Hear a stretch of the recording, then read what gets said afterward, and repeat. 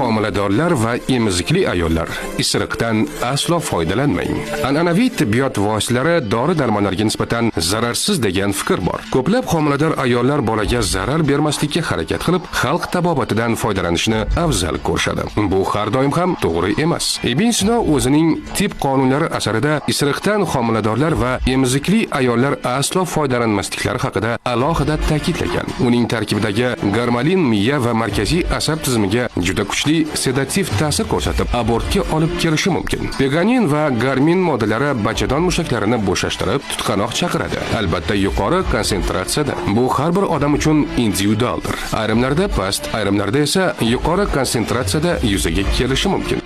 Ma'lumot o'rnida isiriq o'simligining tarkibida mavjud bo'lgan psixoaktiv moddalarning yuqori dozasi sog'liq uchun xavfli bo'lishi sababli Rossiya, Belarus kabi davlatlarda bu moddalar narkotik yoki psixotrop modda sifatida qonun bilan nazorat qilinadi yoki taqiqlanadi.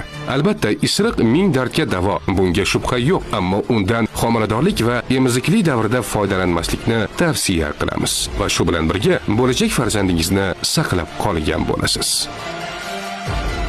Tibbiyot 103 rasmiy kanalimizga obuna bo'ling.